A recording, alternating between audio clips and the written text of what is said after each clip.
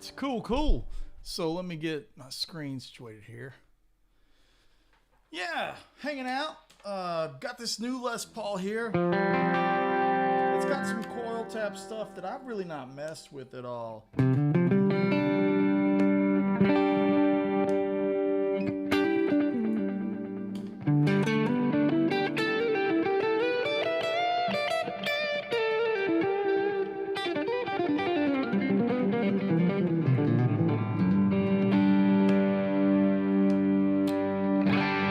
That's on the back right there.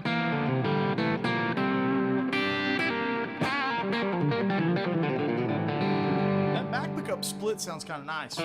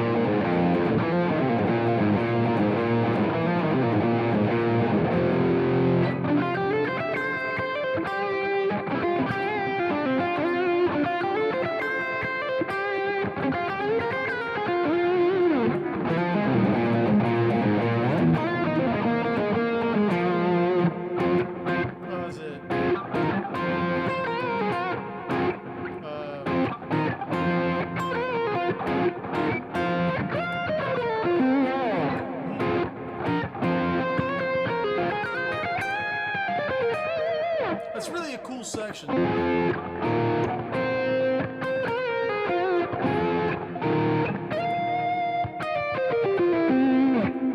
Sorry.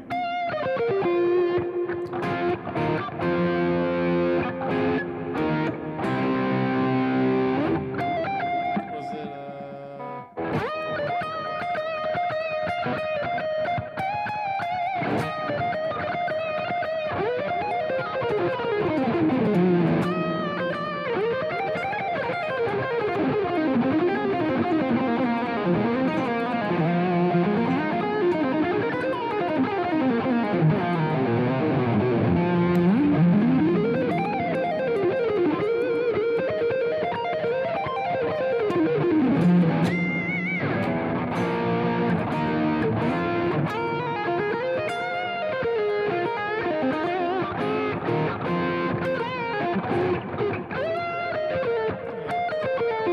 that's what it is, right?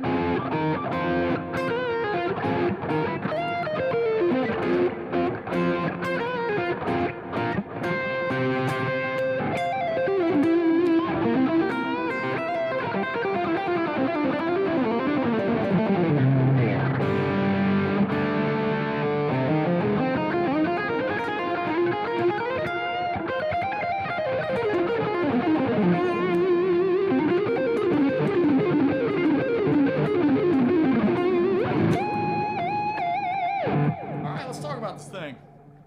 This is the Gibson Les Paul Axcess. Axcess? This is the Les Paul with a Floyd Rose on it. I'm going to do a video here demystifying. Now, for granted, those that watch these and after they've been posted, these are live. We do these live. So if you kind of start commenting like the video is too long or you know there's too much noodling in the video or things like this, this is a live stream. We're doing it without a net.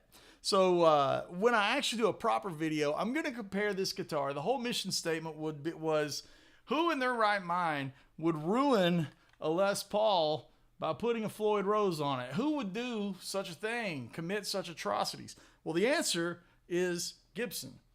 Gibson themselves would commit the ultimate sin and desecrate a perfectly good Les Paul. I love it.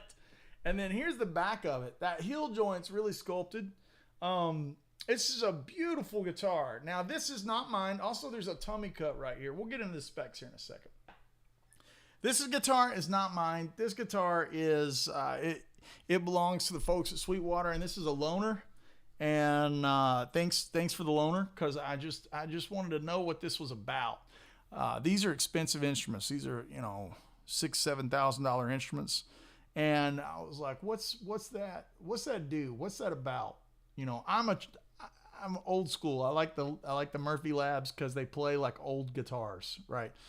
And they sound like old guitars. I think that's really cool. The new stuff, I wanted to compare it. I was also wanted to see what Gibson, you know, let's be real. Let's call a spade a spade. I want to see what their quality control's like. By that, I mean, you know, if you're buying a Murphy Lab, you're almost outside of the Gibson ecosystem a little bit, because you're dealing with so many people in like the super end, super top end, custom part of the game. You're dealing with Tom Murphy and his squad of, you know, elite level dudes. This is just a production guitar right here. This is just standard fare. I like the color. I think it's got a neat color. This is something that I could see myself playing on stage, especially with like a Gary LeVox kind of thing. You know, hired gun kind of thing. I think it's really cool. I could see myself playing it. It's neat to have the tremolo. You know, if you got obviously full shred zone. Let's put on full shred tone, right?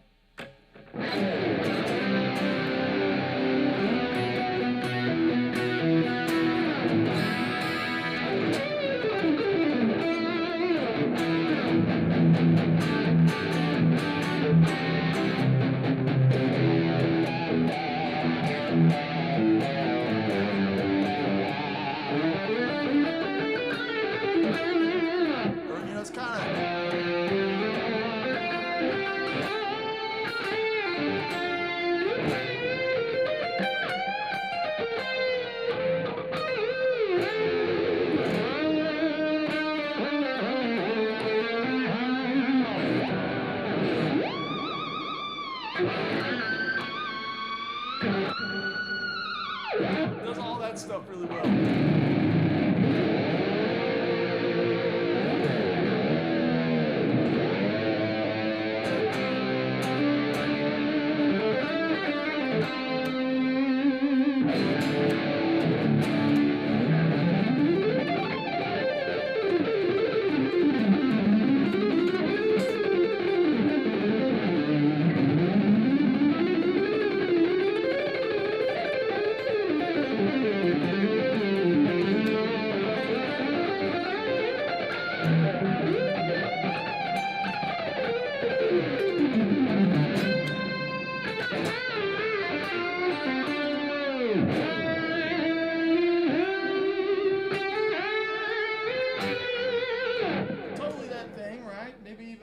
Here was a little bit of chorus and a clean thing.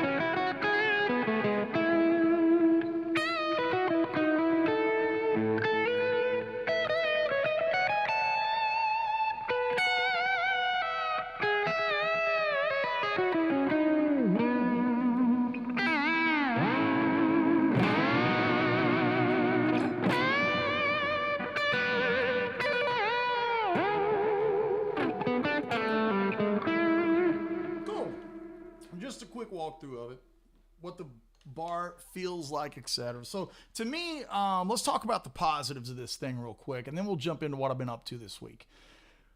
Real quick, the positives are the neck plays really fast, like really fast, total shredder neck.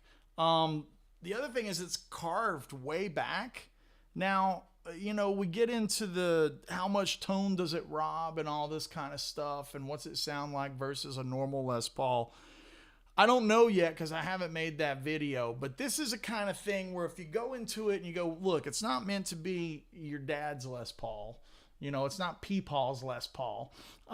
It's meant to be a ripper. If you go into it with that aspect, I think you're going to have a great time. Like, I've really enjoyed playing this kind of guitar, the past day or two. It just got here.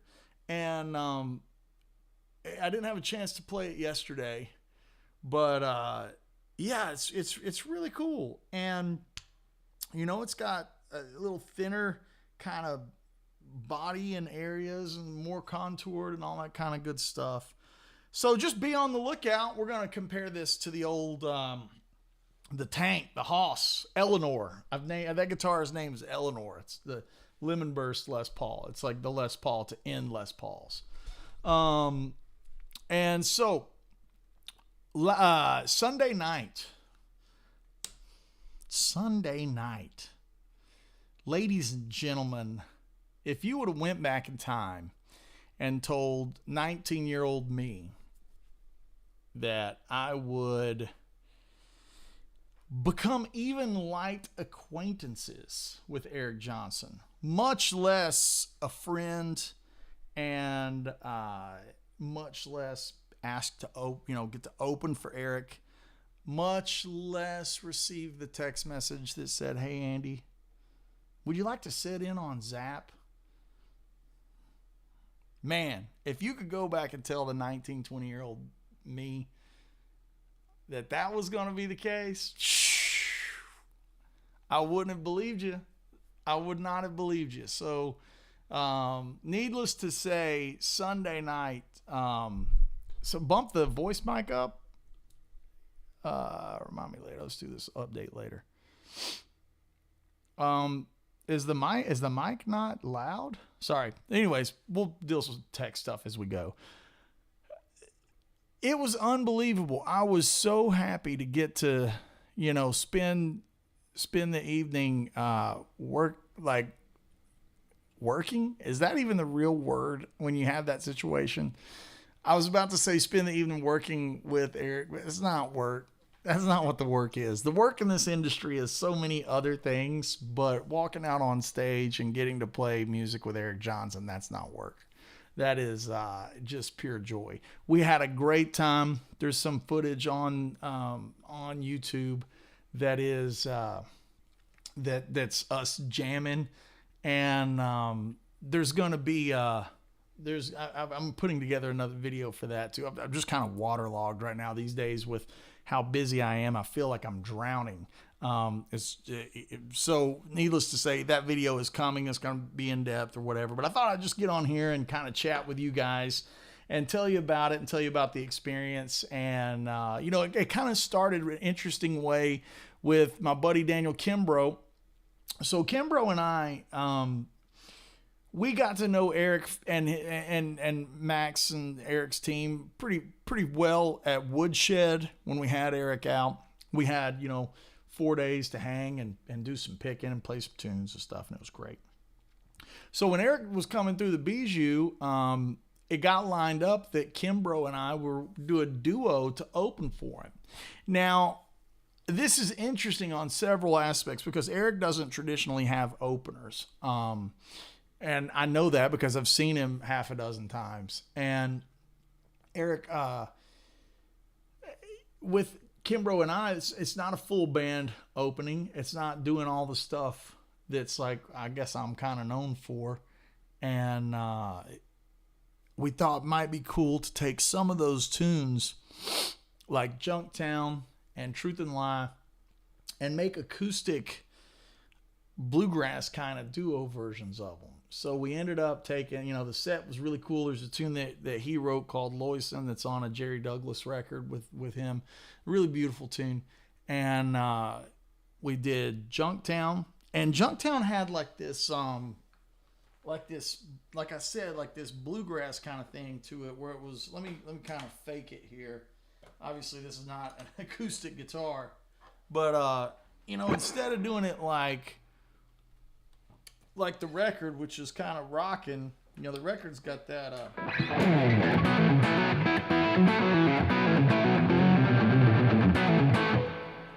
Kind of took it and made it like this.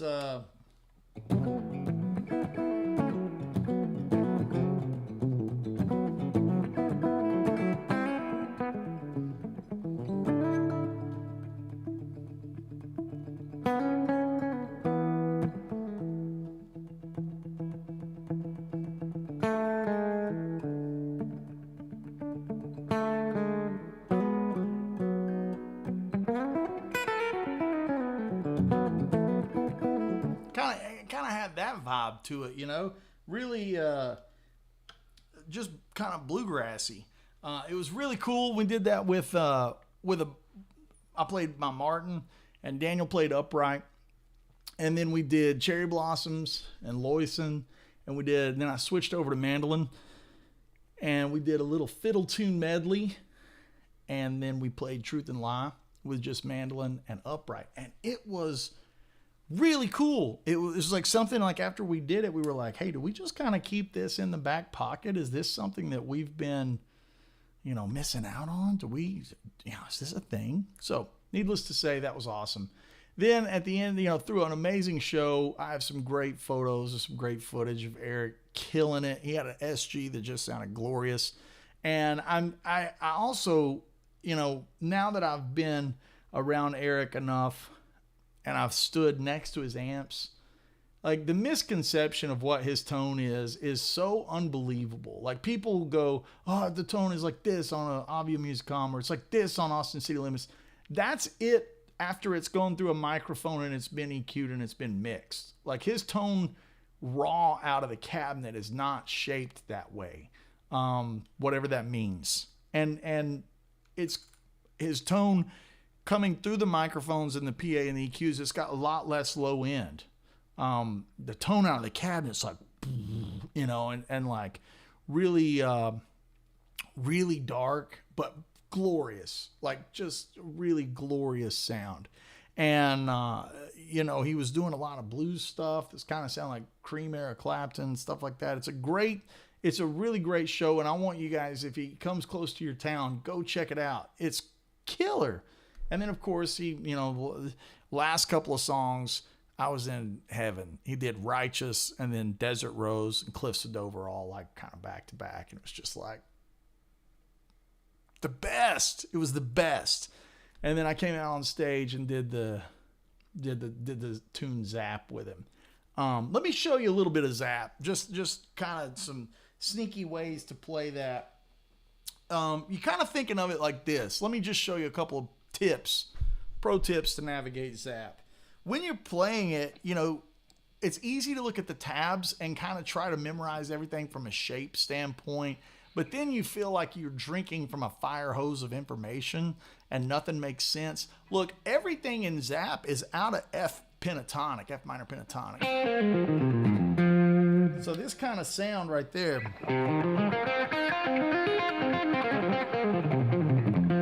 this is still in the chord shapes too.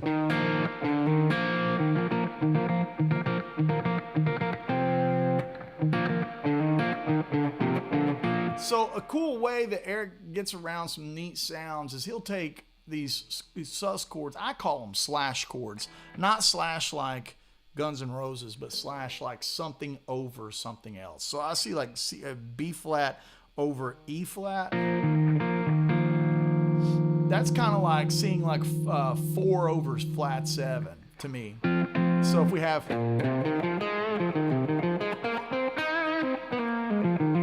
when we see that blues sound,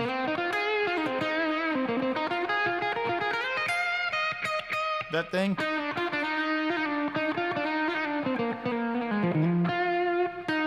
so when we see that, that's that E flat chord, right? And then we see that going to B flat over E flat. That gives us a nice suspended kind of sound. Yeah. Instead of playing.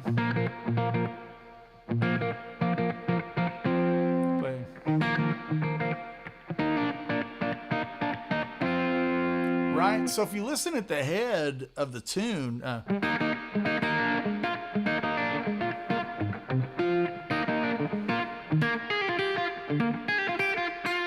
All of that stuff is kind of that thing right there.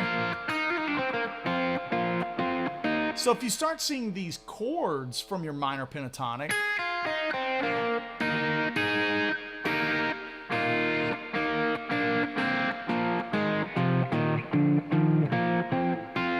right?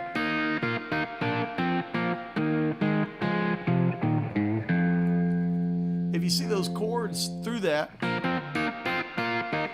it makes playing the tune a lot easier, especially if you don't like playing in F minor, right? Or if you don't like playing in B flat or those keys. If that kind of freaks you out, this will kind of demystify some of it. So basically, you're just taking your minor pentatonic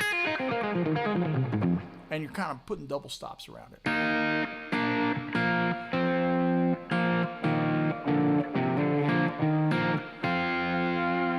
Isn't that cool? Now the walk up, this is a neat sound too. That's still based off of the minor pentatonic. You got minor third in the bass and a 5 up top.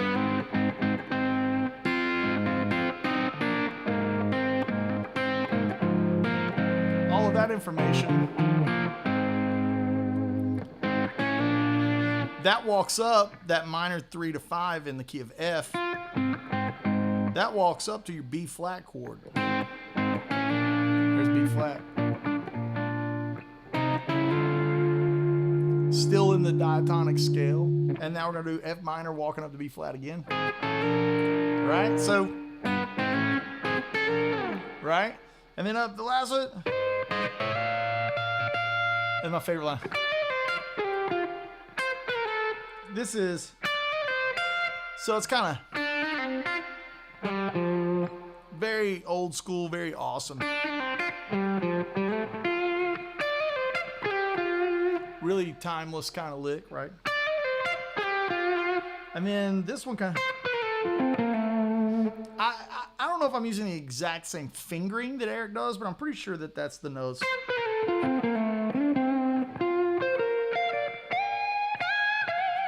That's all based around that F shape right there. So that's like flat 5, 4, 3.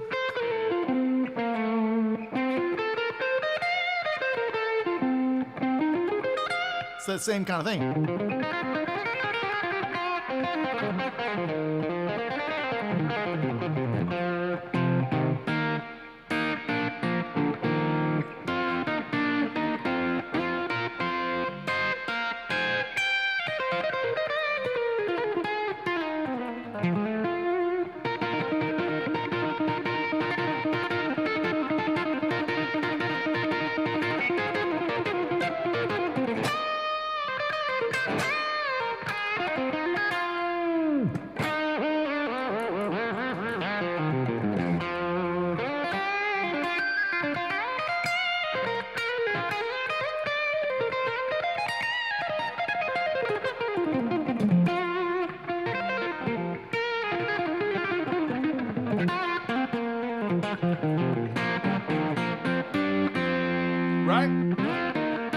Just some tips to kind of navigate Zap.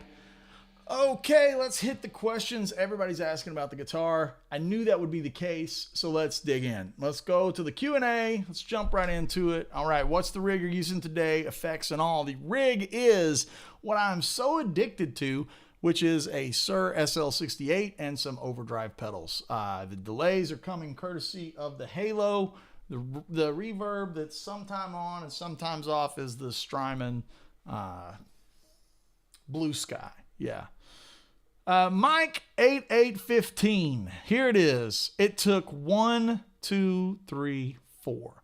4 comments. My man Mike 8815 chimes in with, "No way I'm playing a Les Paul with a Floyd." I get it. Hey, I get it. A lot of people say that about Tellys too, and they see my guitar and they're like, "Oh, I'm never playing a Telly with a tremolo on it." You know, that's cool. I don't think there's a wrong answer and a right answer. I personally like the Murphy Lab. I haven't A-B'd this to that. However, I do think this is actually awesome. Like, I think this is killer. Is it the, is it the blues lawyer guitar? Not really. This is a ripper. Like this is for dudes that like to play a lot of notes. This is for dudes that like to shred. And this is like, it's like for the guy, this is the Les Paul for the guy that don't like Les Pauls. Like that's what this is. And I think it's cool.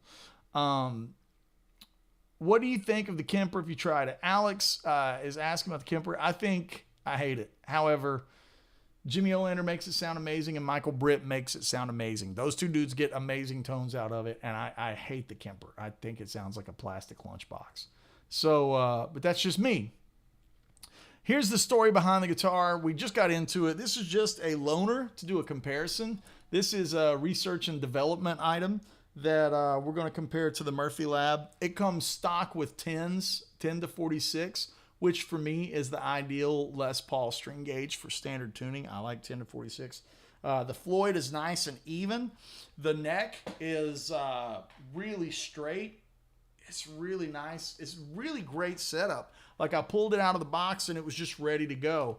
We did a live unboxing on my Patreon channel. Those that are interested in those kind of videos and live streams, go to patreon.com/AndyWoodMusic. Shameless plug. Put money in the tip bucket. Got to have money to go get cold beer every now and then. So that's where we brought this thing out. Now, here's what's interesting is there's some coloring not imperfection, but just character. Like look at, it's got this like watermark that kind of goes through the top right there. Kind of a neat thing that you don't see in a lot of Les Pauls. And I like that the flame is there. The flame is nice, but it doesn't look like a piece of furniture. Like it's not over the top. Like when I just hold it back like that from the light, it just looks like a Les Paul, minus this. Like it's like, hey, that's a Les Paul. But like the flame, when you turn into it, it's subtle. This is the kind of top I like on a Les Paul. I don't like it when they get to PRS level. And it's weird because I like the PRSs when they have the crazy tops. It's like when the PRS has the crazy quilted top, that looks nice to me. I just don't like it on a Les Paul. So this is a perfect top for this guitar. Sean Tubbs says, I know that guitar. Hard to come to grips with Les Paul and Floyd. It's the thing that just, I think it's just neat. Sean, I think it's like, it makes you want to play a bunch of like Neil Sean stuff. To me, like the kind of thing that I think it's really neat for, if you have some crazy overdrive, a scooped EQ, that kind of thing, and then some pitch shift. So now we've got a VP4 doing some EQ and some pitch shift and some delay from the Halo. A lot of delay. Kind of nice.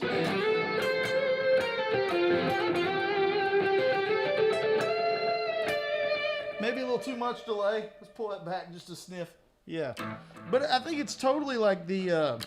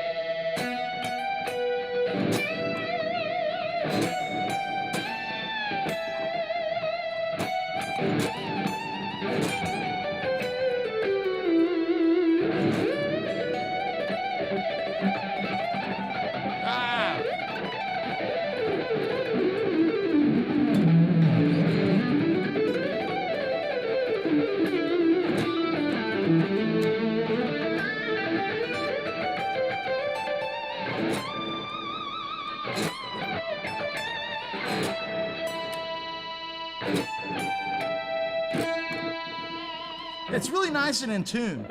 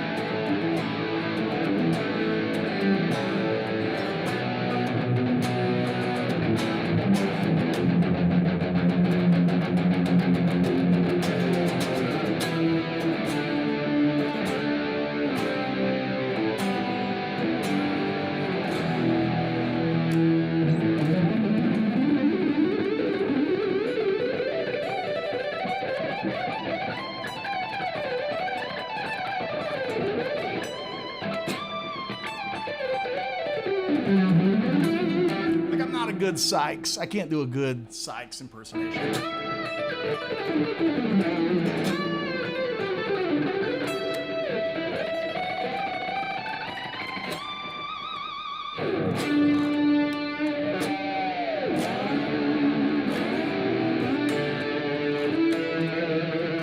One thing that is a kind of a nuisance to me is this Floyd Rose style bridge. Now, this isn't on Gibson so much as it is Floyd Rose. These kinds that screw and unscrew, I find them a little clumsy, just in my opinion, compared to like the Godot. The Godot Floyd, I think, is a little more elegant. I think it feels better than the old school Floyd. This is also the same style Floyd that's on like the Van Halen guitars. I've got a couple of those. I've got the, the striped, like Eddie super rig. You know what I mean? And it's definitely, they're just a little clumsier. And I don't know the right terms. Guitar Sanctuary says, of course you still sound like you. Unfortunately, I just sound like me. So that's the world we live in. Hollywood actress, Andy, I love your content, sharing the guitar knowledge, music, etc. I'm a hack guitarist, but want the courage to start making content and be part of something bigger. Is it doable? Here's my thoughts. You guys right now are just here to hang out because we're all guitar dorks. Like, we all like this thing. You're never going to be better than the guitar.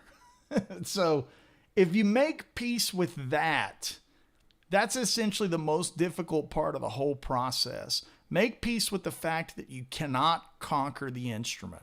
For as much John Sykes licks and things like shred licks that you try to learn, that means that you don't know how to play a bunch of Tony Rice stuff. Or maybe you don't know a bunch of Ted Green stuff or Mike Landau stuff. Like, all these guys across the ecosystem, none of them conquered the guitar. Nobody did. Nobody has. There's always this thing that can't be done. If you can do this, that means you can't. It's like, something else isn't as good because there's only so much time that we have on Earth, right? So where I'm going with this for Hollywood actress, she goes, is it doable? I think what you need to make your goal is make your statement, make your videos, make your albums, make your music, make your, whatever your statement is, make that and be comfortable with it. If someone says, why do you wear pink boots? Be like, I like pink boots. I get it all the time. Why do you play a telly? I like tellies. We play humbuckers with a tremolo. Why don't you play something? I don't like something. I like tellies. Right? I think it's like this kind of guitar. It's very unapologetic. Like, why would you put a Les Paul and a Floyd in a Les Paul? I like it. If you can kind of get comfortable with the things that you like, it makes sharing easier. Like, I suck at trying to sound like John Sykes. Like, it's a hobby. It's something I poke at. It's not something I'm good at. But it's fun. But I like it. My biggest concern is when people, can I be the most Andy Wood person? And can I write songs that hopefully will inspire people or connect with people and make people feel something? Hopefully bigger than licks. Hopefully people go, wow, that's a cool melody. I like that song. That's kind of just, if you get in the headspace of just trying to find the things that you like, then sharing it becomes easy and it doesn't feel as competitive. That's just my opinion. Yes, Sahar has chimed in. Les Paul with the Floyd.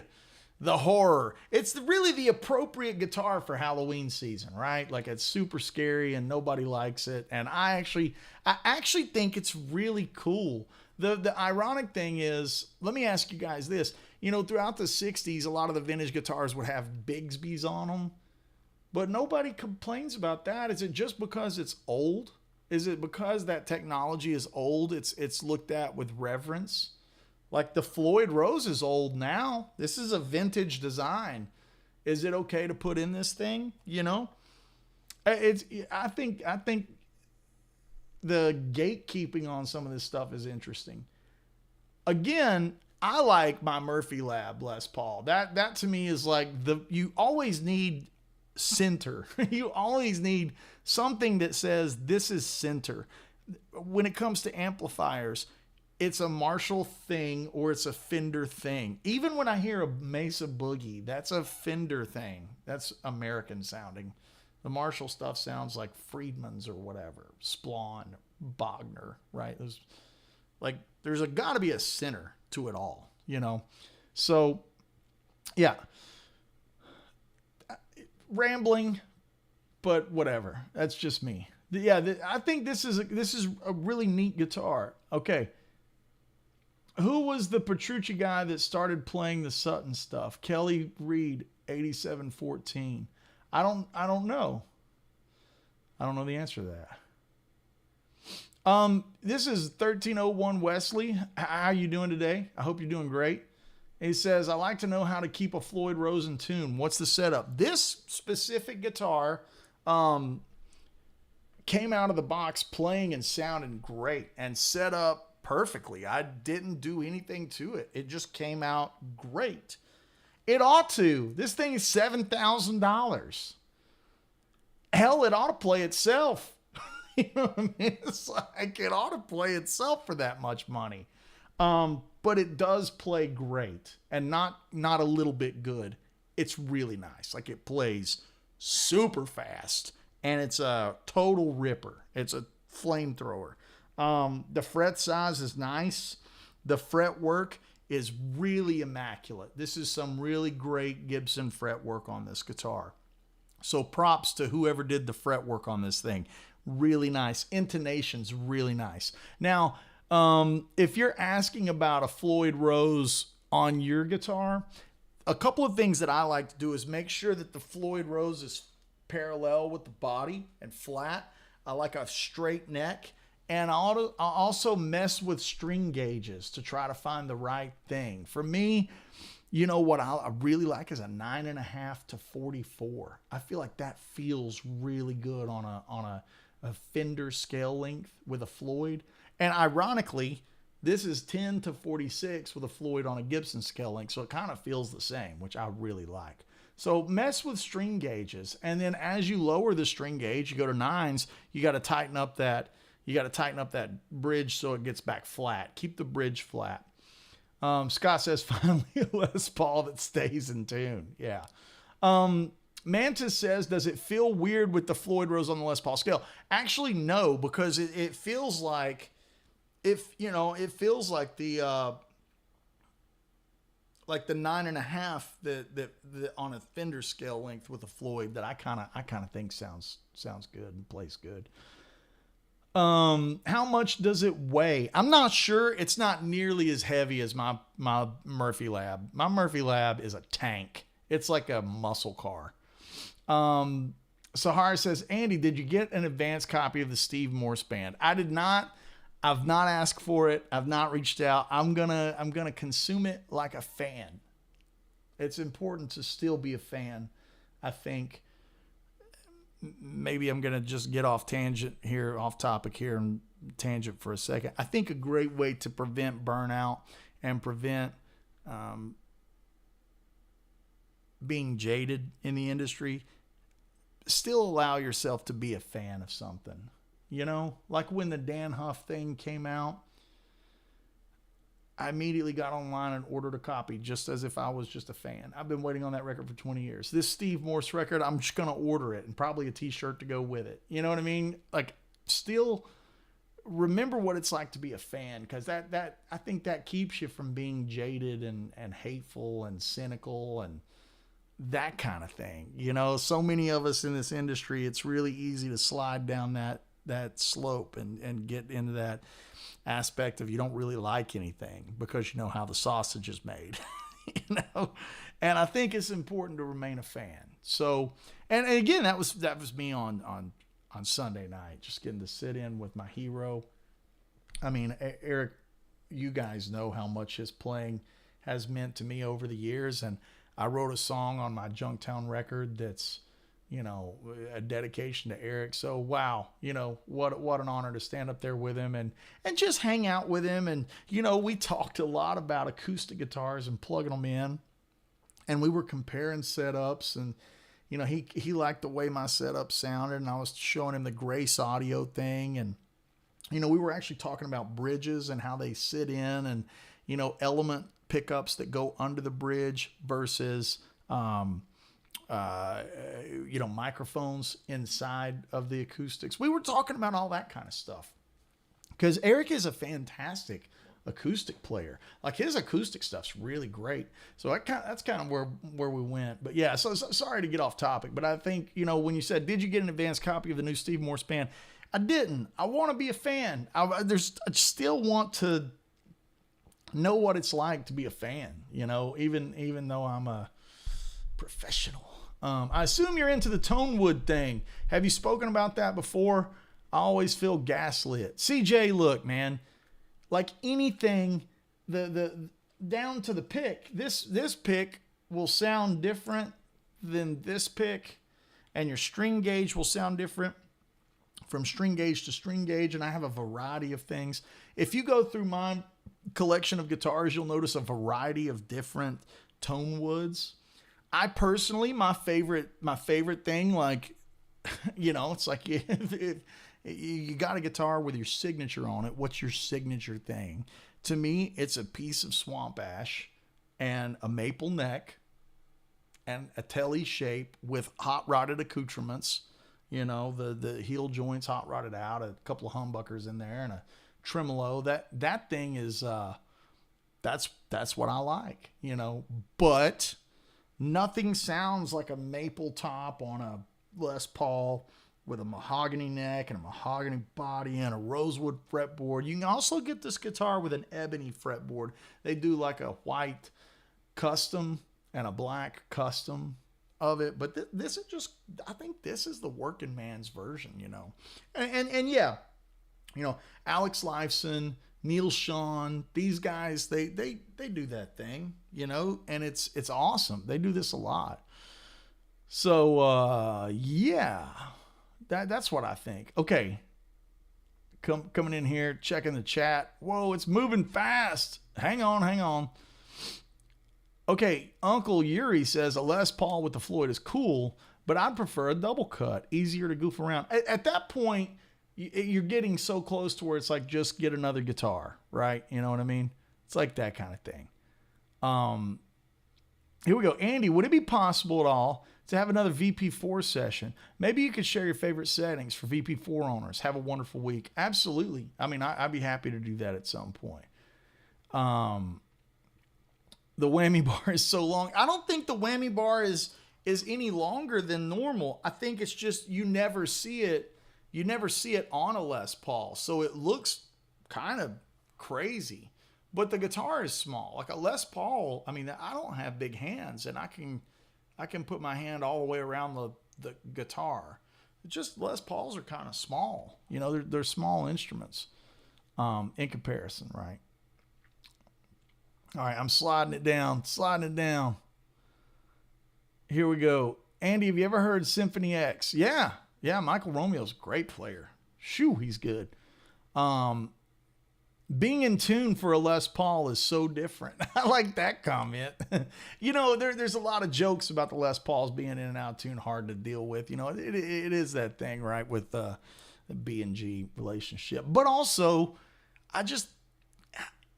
it's a quirk that, it's never stopped any of our favorite players from doing the things that they do, If this Les Paul is a work in progress, try a 5-way switch. It's not mine to have. This is not my idea. This is just for video content and live streaming, and something that I think that I thought you guys might like to see. Yeah, this is just something. Again, I don't do the. You're not going to see I didn't get paid from Sweetwater to play this guitar. So I think that's really important. That way I don't have to say, oh, this is the greatest guitar ever made, blah, blah, blah. It's so cool. You should really buy one. I can be real honest about it. I think the things that I finished necks can get sticky to me. That's just my hands. But they just loaned it to me to where I could check it out and put it through its paces and get get a real good feel for what it is. And you guys are going to enjoy the comparison. I'm going to set up the Murphy, put some new strings on it, put some new strings on this, and really kind of A-B them back and forth. So, yeah. I don't like the screw collar ones, the OG ones that need the 11 millimeter wrench, right? Okay. Right. Okay. Oh, talking about the Floyds. Yeah. Okay. Thanks. Vera Verde is in the house. In this crazy world, such a privilege to follow your work, get inspired. Thanks to you in Brazil. Well, I appreciate you so much. Thank you for the beer money. And I certainly appreciate you tuning in Brazil and hanging out with us on a Tuesday afternoon, talking about some Eric Johnson stuff, talking about some Les Paul action, having a good time here with it today. Mike is saying, I'm still bummed I didn't win the Diodario Surtelli. Hey, Mike, I'm sorry, buddy. I tried to rig it so you could win, and they weren't having it. I told them, I said, look, man, my guy Mike really wants this thing. They said no dice. So sorry about that. The winner is on the Diodario page. So yeah. Pink boots. I mean, hey, they could be green, my point with the boot analogy was like, find the things that you like, and it doesn't matter if anybody else likes them or not. Leopard print boots, leather boots, a top hat. Like Slash was like, you know what? I'm going to wear this top hat. I'm going to go for that. Could you imagine Slash not having the top hat, right? Can you imagine Tom Morello with no baseball cap? It's like, come on, guys. It's around the whole genre, right? Like bluegrass guys wear the brimmed hats and the suits, and Porter Wagner wore the sparkly Buck Owens kind of suits. It's like finding the things that you think are awesome and just doing what you think's awesome. Yes, I've got to where I wear aviators on stage and dress up. I think that's awesome. And if nobody likes it, that's cool too. You got to be into your own statement and be like, this is what I like. It helps me be the guy on stage and not the guy hanging out, right? And I think it's important to have that separation. The stage is a reverent place. The stage is church. You know what I mean? The audience is there. They've paid their hard-earned money to be there. Don't go out on stage in your pajamas. Like, now, if somebody's statement is their pajamas, that's great. That's great for them. For me, it's not. It's like, go out on stage, look like you belong on stage. That's just my opinion. So, yeah. A lot of people saying, talking about the Bigsby's and stuff. Yeah. Okay, can you show us how you dial in your delays for solos? I really love how you sound these days. Yeah, it's really simple if you buy the Keeley Halo, because it's literally the first preset. And the only thing that I do to that preset, and this is kind of the flamethrower setting.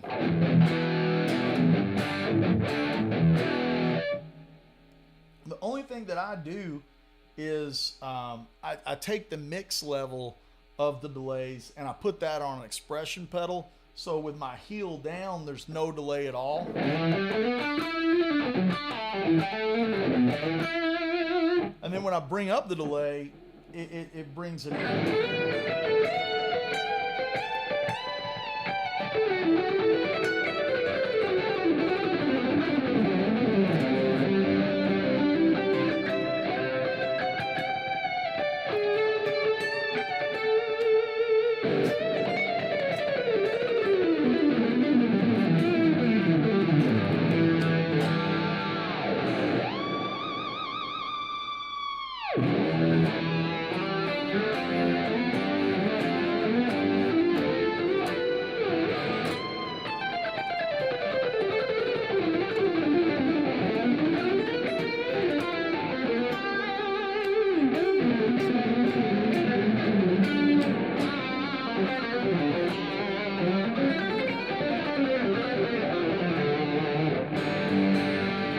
So it's same with the clean channel, it's like.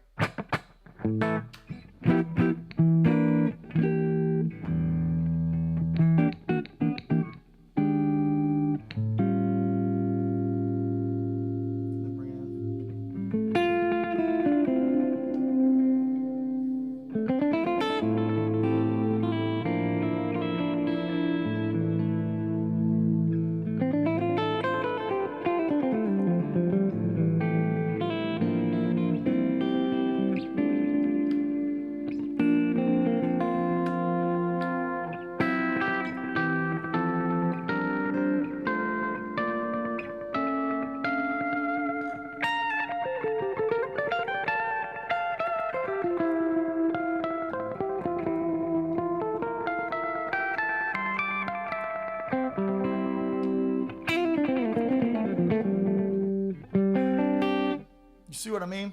Kind of the same idea. So if it's the Keeley Halo, it's literally just the first preset that comes in it. Now, if you do it with a Strymon or an EVH or an Axcess or 2 mono delays, you can also take 2 singular delays, two memory men.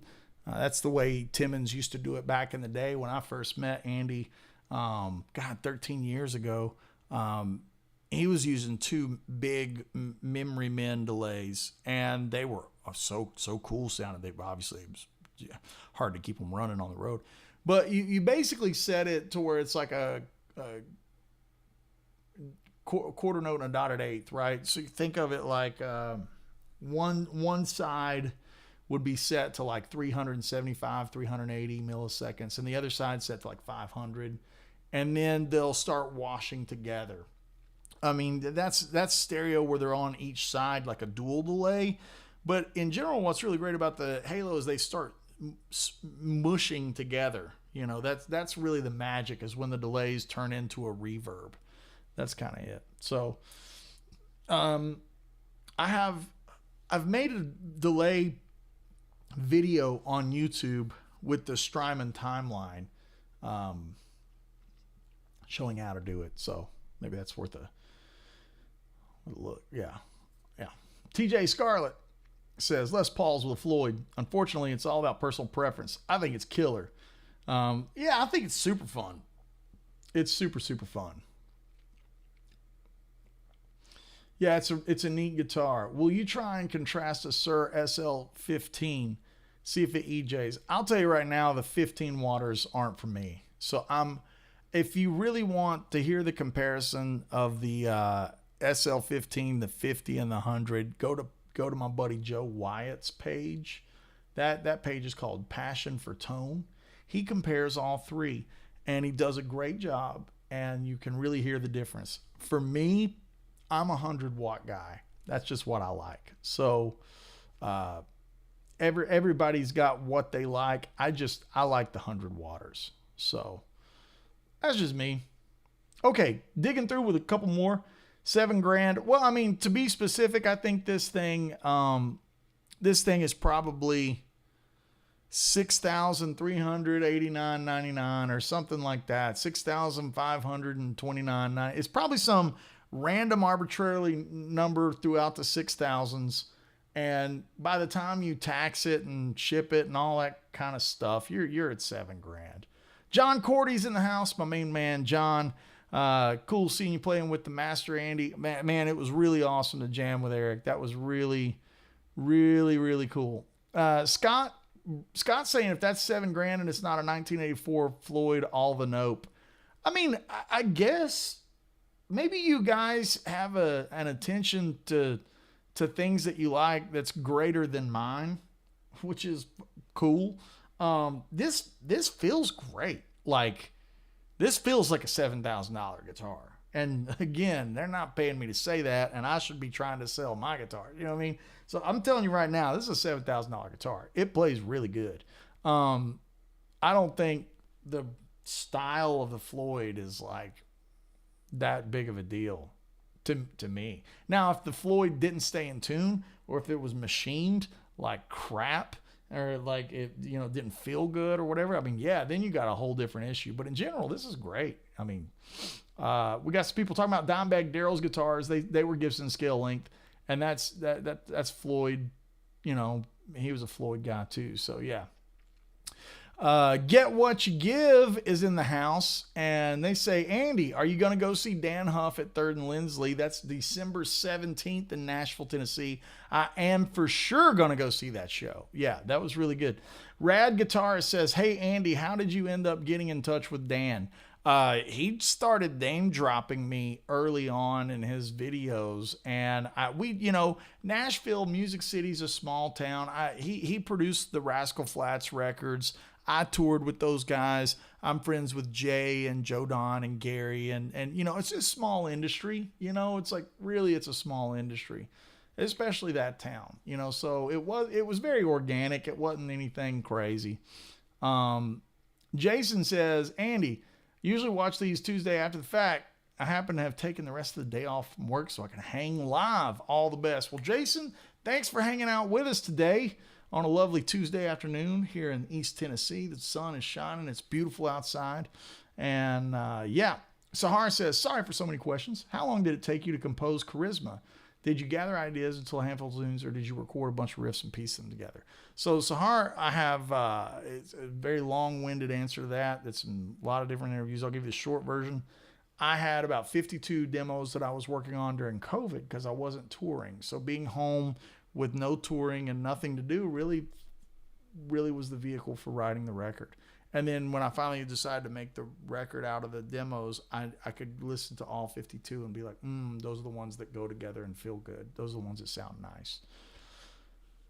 So the answer was kind of both, right?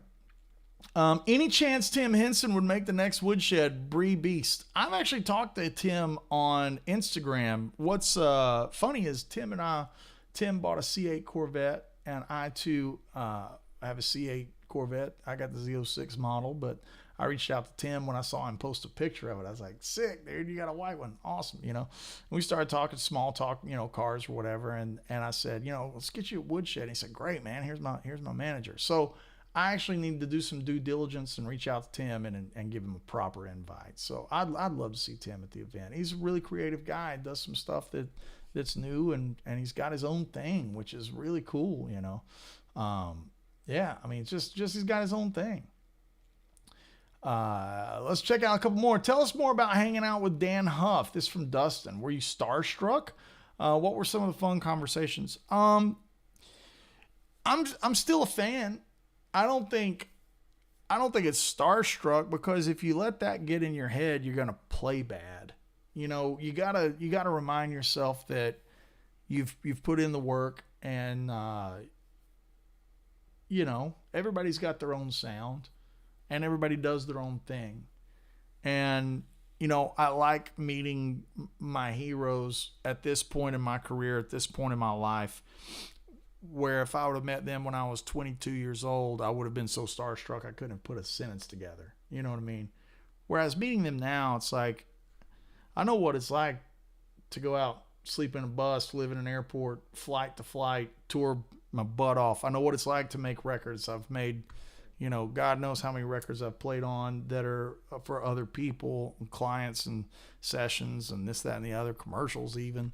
But I've made 5 records that are solo records. That's outside of Down From Up and all these other things that I've done. So when I sit down with my heroes now, I feel like I've got my own story, and it helps me stay grounded. And all these guys, all these heroes, Eric and Huff or Brent or whoever, they're guys, they're fans of guitar, and they're dudes like us.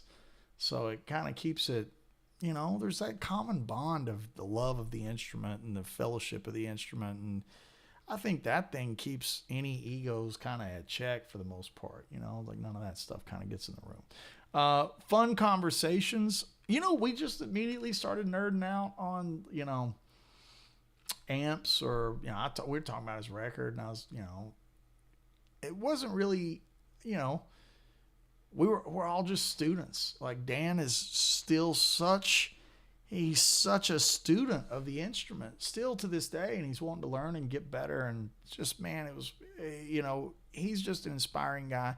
And then to hear his stories about his sessions and, all the different, things that he shared at the Woodshed event, it was really great. It was really, really good. And, fun conversations. We all kind of talk about Jeff Beck or, any of that stuff. And hearing Dan talk about some of the sessions when he was early on was really kind of fun. That was neat. Kind of curious, what guitars smokes the most weed? I don't know the answer to that. It's pretty great though. I wish I knew the answer to that. Probably Billy Strings. I know Billy Strings likes to toke a bit. John Cordy says, serious question. What do you worry about?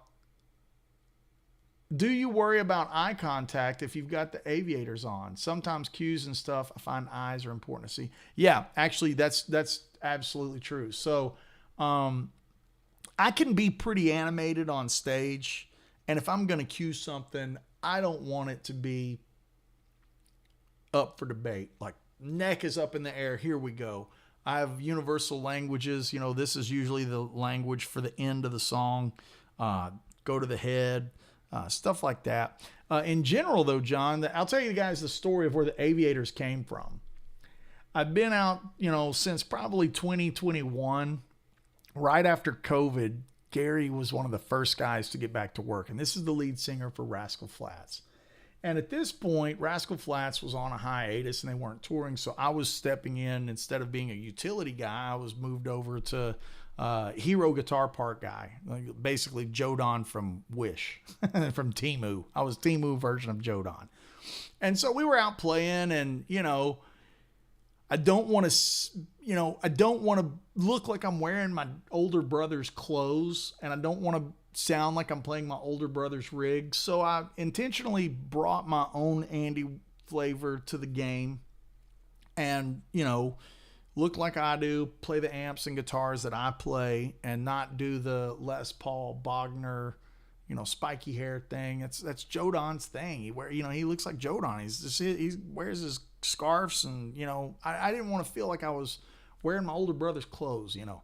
So one gig we were doing, it was Bright. It was an outside festival thing, and I had the Aviators on, and with these big budget country music artists, pop country artists, there's always going to be media around. There's always going to be people taking pictures and posting pictures and reposting photos and things like that. So we were doing something. I can't remember who was on.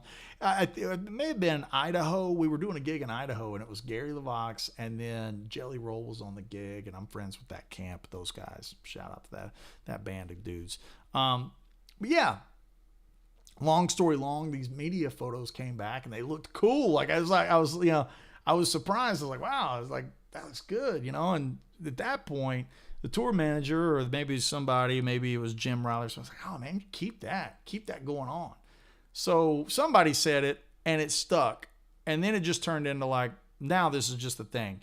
Well, with the cues, what you're talking about, John, is with those, we're on in-ears, and Jim is the band leader, so he's calling everything, and we can hear stuff. So it's really nice in that environment. I don't have to be facing the drummer or the band at all. I can be at the edge of the stage, ready for downbeat, and Jim will count off the song in a microphone that only we can hear in our in-ears. So a lot of those visual cues that are needed on a club gig are not needed for a big stage like that. So, you know, it just kind of turned into a thing where they were on, and they were on again a couple shows in a row, and then it's just like, wow, this is now a thing, you know. And if I go sit in with somebody or whatever, I'm not going to try to rock star them. I'm only going to rock star it when it's time to rock star it. So like if I'm just going to jam with some buddies or whatever, I'm not going to have that, you know, it's not going to be like that. Like I don't wear the Aviators to live stream. You know what I'm saying? Jordan says, Andy, if the artist wants the tuning stability of an Evertune and you want comfortable and reliable bend stability, what's the compromise? There's no tech to do changes. Jordan, I think the Evertunes are horrible. Sorry to anybody that loves Evertunes. I don't like them. That's just me. I think they feel weird. I don't like it. It's great for people that love it, you know? So my advice is be in tune. Like, think of it this way. All of the records that you've ever heard, 0.8% maybe is an Evertune. Maybe 0.2% is an Evertune bridge. So whoever the artist is that's saying the artist wants the tuning stability of an Evertune, it's like, does that mean you are a guitar tech for the guitar player? Or does that mean that that's the artist and you're playing guitar for them? Because if they're the artist and you're playing guitar for them, just be in tune. Just buy a strobe tuner and tune your guitar. Be in tune. The Evertune's not going to magically keep it more in tune. You know, it's like, I don't like that thing. That's just me. I'm not hating on it. I think they're cool for people that like them, you know? So, you might get a comment from someone's wife saying tonight, you look like a respectable musician. That's good. Brian Robinita says, great question here from Brian. What expression pedal do you use? I've been through several. The Mission stuff is really great. But I think the fractal expression pedal, the small one, the EV2, is my favorite because you can feel it notch as you roll it, and it's great. It'll find a place to stop, so it tends to be stop where you want it to be and not like roll around. Yep. Peter Gryffindor says $7,000 for an electric. That's crazy. Hey, Peter, don't ever look up how much a 52 Telecaster or 59 Les Paul goes for. You're going to have a heart attack. It's going to put you under. So Axe Addiction says, just got a Sir Reb Beach model. It's an amazing shred machine. They are awesome. Reb is a good dude. I got to meet Reb in Pennsylvania. He came out to one of my clinics, which was so rad. I was like on stage and I look out in the audience. It's freaking Reb Beach. Yes. Awesome. You should do this. You know, it's awesome. Great guitars. Conrad98 says, Andy, are you familiar with Rebecca Lovell from Larkin Poe? They're based in Nashville. She's a world-class bluegrass mandolin player turned guitarist like yourself. Not only do I know Rebecca, I know both of the ladies from Larkin Poe. We shared the stage together at the Bijou Theater for the Appalachian Allies benefit gig with Jerry Douglas. We raised money for the flood victims in East Tennessee. And they are the sweetest girls, monster players, monster vocalists, love it. And their husbands, respectively, Tyler and Mike Seal, incredible guitar players and musicians. So Tyler is from Tyler Bryant, the Shakedown. Incredible dude. I always love the time that I get to spend with Tyler. And Mike Seal is a dear friend of mine that I've known for many years and an unbelievable guitar player. Just unbelievable. Just really, he'll hurt you. He'll humble you real quick. Great player. And yeah, Megan and Rebecca Lovell, Larkin Poe.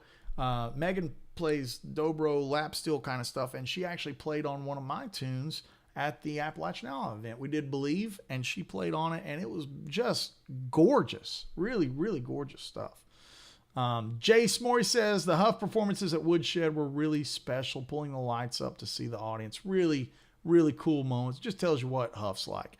Does Sir make a 6L 600 watt head? I don't know. I don't think they do at the moment. The biggest head they make, the 6L6, is the Bella. It's like a 50 watt. When you practice or noodle, how often do you play unplugged? A lot. I like it.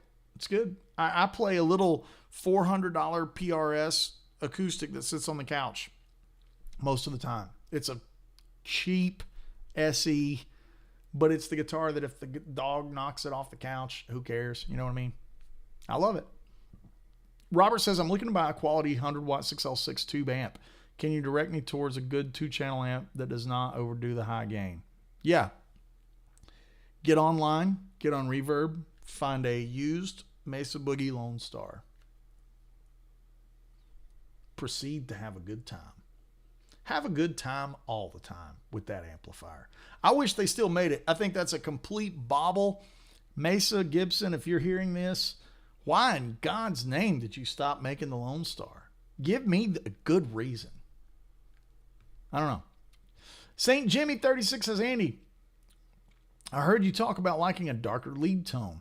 Are you ever rolling off the tone on your guitar? Or are you just setting your pedals for that sound? Usually I'm just setting the pedals for the sound that's dark but not muddy, because I still want the tone adjustable for the clean stuff. You know what I mean? John Cordy says, Evertune asked if I would demo them, but I've never tried one. What does it feel like? It feels like the tension's not right. None of my bends are in tune. Pedal steel stuff's not in tune. Like it feels, something feels wrong. Like the mechanism that keeps it in tune doesn't, I don't know. You should definitely try it out, John, because you need to figure out what it is, put into words. Andy James is a great friend. David says, David Catalano says Andy James uses Evertune bridges. He sure does. And Andy is a dear friend that I've known for 15 years. He's the man. I love that guy. And if you dig around, you'll find plenty of videos of us together hanging or interviewing or whatever. And he does play the Evertunes, and he's a ripper. So You know, I'm definitely not saying that it is like this for everybody. I'm saying it's like this for me. Like, it doesn't work for me. Pressing too hard with the left hand is where it's at in many cases, tuning wise. That doesn't bother me because I play big frets. My Sir has gigantic frets, so I'm not pressing too hard to knock it out of tune. Misha's a good friend too. I mean, like, guys, listen, hey, time out. I'm not saying that people don't use them. I'm not saying that great players don't use them. I'm saying I don't like them. It's not for me. I'm also saying that if you cataloged the entirety of pop music that was played on guitar, this much of it's played on an Evertune, and the rest of it's awesome. You know what I mean? It's like Steve Lukather never had an Evertune. Dan Huff doesn't have Evertune. Brent Mason doesn't have Evertune. Eddie Van Halen doesn't have. Jeff Beck doesn't. It's like, guys, don't get caught up. Don't get blinders and say, well, so-and-so uses it. It's, you know, it's like, just be like, go try it for yourself. This is the thing I wish was more on YouTube. Listen up. This is a hot take. I wish more people would just say, go try it. You should go check it out. I think it sucks, but that doesn't mean that it'll suck for you. You should go do it. If most people played my Martins, they have 13 to 56 on them. Most people would really hate that. But I'm a bluegrass guy. And when I play an acoustic guitar, I like a big old pick like this. And most people would play this and hate it. It's definitely the thing that you've got to go out and try. And it's okay to say this sucks for me, but it may not suck for you. You know? Like, that's just the wondrous good thing about the community that should be celebrated. If we all like the same thing, we'd all be playing the same guitar. And we're not. There's things that I like that I developed with my gear, especially signature stuff. I wanted modern playability. I didn't want a guitar that fight me, but I wanted vintage aesthetics. I wanted vintage tone. I wanted a guitar that sounded like guitar. I didn't want the overcompressed modern guitar thing tonally. I wanted the playability. So that's where my guitar came from. Very much like myself. Like, I like Muso, Fuso, shred stuff, but I also like Willie Nelson. I live in a weird space of the stuff that I like. So I wanted a guitar that lived in that space with me. I wanted an instrument that lived there with me, that I could go on stage and play with Eric Johnson and be cool, but I could also go on stage, tour with Scott Stapp, play Mark Tremonti parts, and it'd be cool, right? My Gearbox overdrive pedal has a noise gate in it. Not because I need a noise gate 99% of the time. I don't need it. But when I play a little bar somewhere, or an old theater, like the Bijou's an old theater, really high noise floor, it's nice to have it. I'm a very pragmatic person in how I go about my problem solving. But that doesn't mean any of it will work for you. Now, luckily, you know, for me, the guitar has sold unbelievably well. And it seems like I made a Telecaster for people that don't like Telecasters. And they play them, and they're like, yeah, this is great, you know. So, but again, a purist would be like, I don't want this. I want a 52, 21 fret Tele. Cool. You should go get one of those.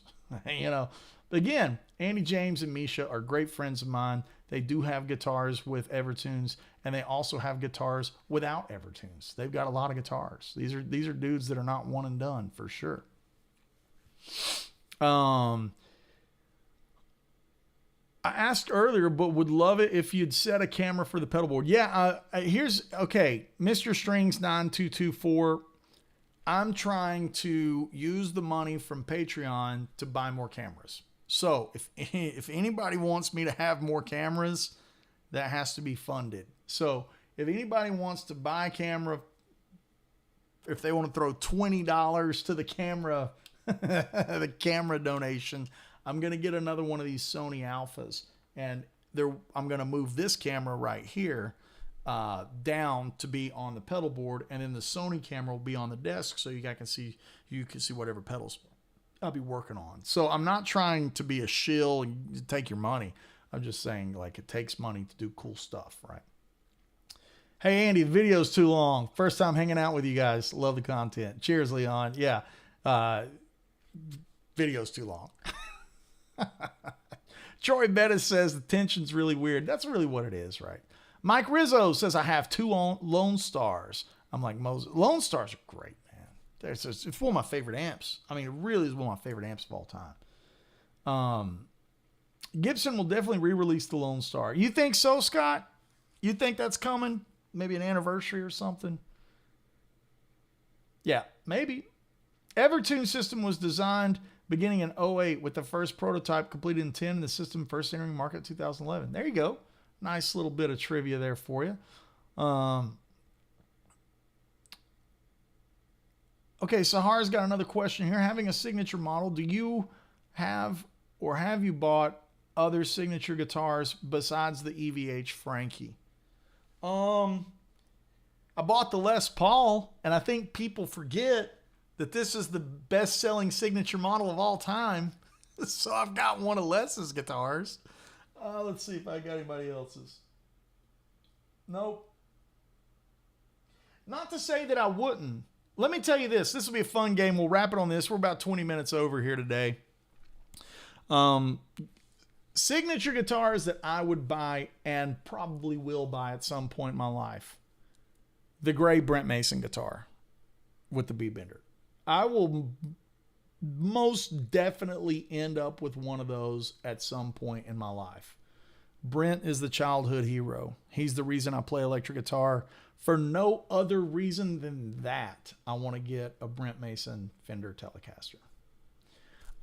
Another signature guitar that I would really love to have, the new Jack Butler guitar. Fender has Jackson and Charvel. They've got all those companies under their umbrella.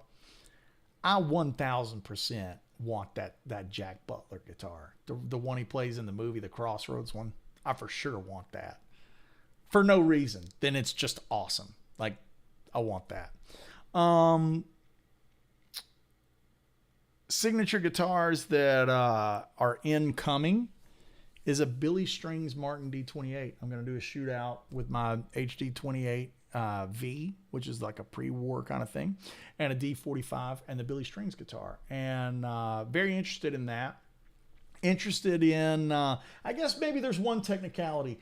I do have a Ernie Ball Music Man guitar that is the Axcess. Now, it's not a Van Halen model, but we all know that it's the Van Halen guitar. I mean, I got it in the pound cake finish, like the one from the pound cake video. Like, that's the one I have. So I technically have 2, and they're Van Halen guitars. I think if anybody's going to have a signature guitar, it should be a Van Halen guitar. But yeah, in general, I would totally play somebody else's guitars. Oh, here's another caveat. I have a Lizzie Hale White Explorer, the Lizzie Hale Edition Explorer. It's an Epiphone, but I got it on Reverb and I use it for Skankbanger, and I think that guitar is awesome. And I love Lizzie Hale. I think she's awesome. She's a ripping singer, great rock guitar player. What's not to love? So yeah. Dustin says, Andy, I'm still messing with the Helix patches. Did you feel the comp was the closest to the Woodshed? It is, but the comp is my least favorite effect in the Line 6 stuff. I think my Woodshed, like, if you're going to have the Helix, just don't use the comp and buy a Woodshed compressor. That's what I would do. Even with the Fractal stuff, I use my Woodshed compressor, like, with the Fractal.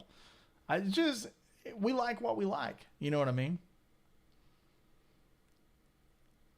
So Mr. String says, just saying your camera right now is kind of pointless from your main, with all respect.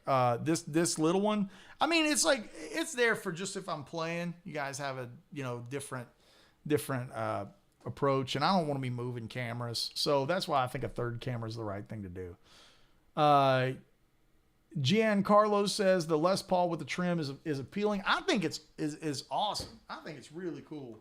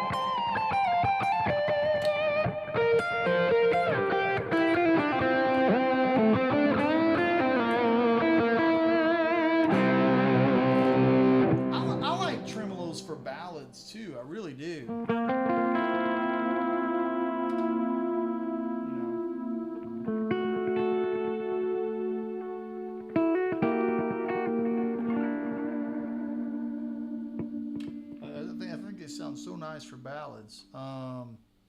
Let's see.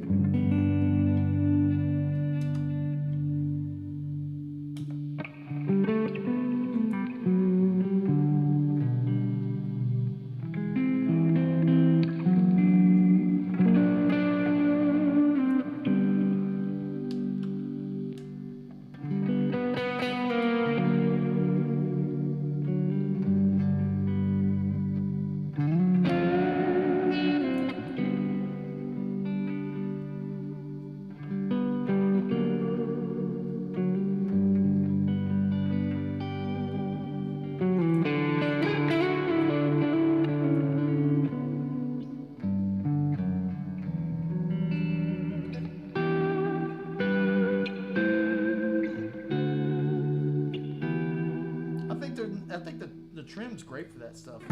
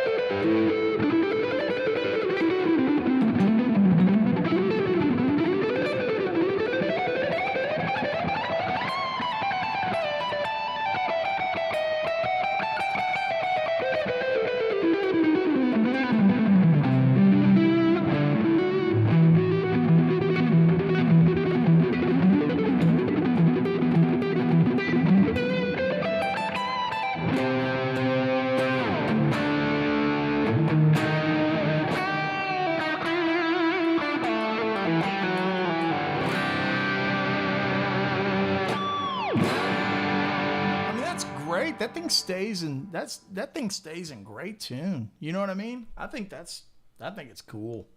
You know, I think this thing's just a really cool guitar. I mean, even without like not having the most gonzo gain, it would be more like this, right?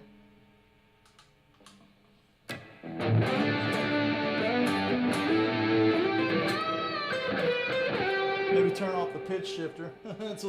That's like doubling down on the 80s, right?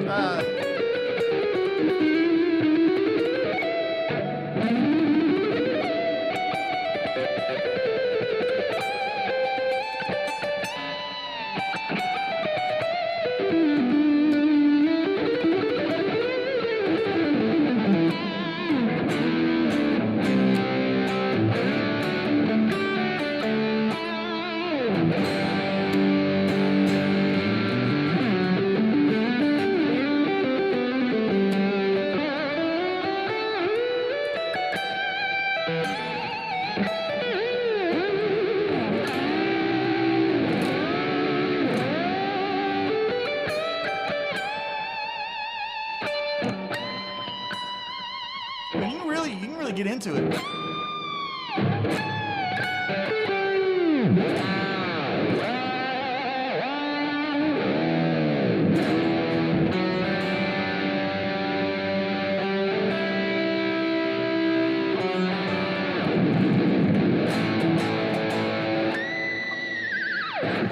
Can you ever play that on a Les Paul, right? Yeah. So anyways, probably smashing the top end of the audio, sorry. You know. Well, rocking too hard. We've gone over a little bit today, but that's okay. Enjoyed the yeah, you could pull up on the whammy. Enjoyed the fellowship today, which was nice. Thanks for hanging out here. Show you you can go up on it. I pulled the guitar down a little bit. Right?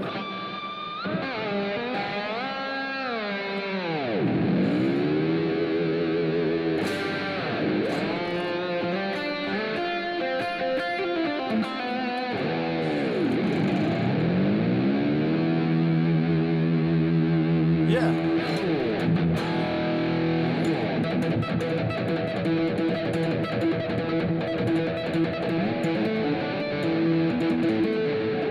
The pickup selector really gets in my way when I play the two-handed stuff. Yeah,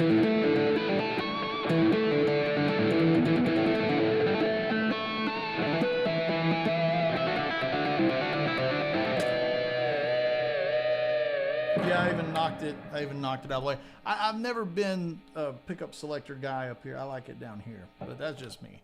Anyways, a little bit of housekeeping here. Just bear with me for 2 seconds, guys. You know how much I appreciate the hangs every Tuesday. As long as you guys keep showing up, I'm going to keep doing it, and we'll always have something new to talk about as we navigate through the music industry. I'm looking at some items that are out of camera range right here that you can't see that I'm excited about. This is a secret item. So we'll be talking about some new stuff too, like that. And the Billy Strings guitar will be in. I'm going to do a walkthrough of it. But hey, look, if you enjoy the content and you like hanging out, that's all I ask. Don't do anything else. Just come and hang out. If you want to see the channel move forward, you know what to do. Like, subscribe, all that crap. If you want to see new products demoed and you want to see certain lessons, there's things that you'd like to see, go over to Patreon. I've got a small tier that's $5 a month, and you can message me and let me know what you'd like to see on the channel. You get access to all the videos being at that tier. And it scales up. So if you want to join in on live master classes or even have one-on-one lessons, all that stuff is available through Patreon. So we have a brand new store. Exciting stuff over at andywoodmusic.com with a whole bunch of new merch. Vinyls are now in stock and shipping. Great. We have a limited edition stamped vinyl, which is really cool. Signed stuff. We have 4 new t-shirt designs that are super sick. That's all at andywoodmusic.com, along with tour dates and where you can see me, like whether it be with Gary LaVox or my solo stuff or whatever. All of that is at andywoodmusic.com. So thanks, thanks for hanging out. Like I said, if you just want to hang out, hang out. If you want to see things move forward and you want to move the needle, there's the links. And that's what we're going to do. I appreciate you guys so much, and hope everyone has a great week. Get you some time to do some playing. Be a little selfish for 30 minutes, 40 minutes this week. Do some picking. Be blessed, everybody. I'll see y'all real soon.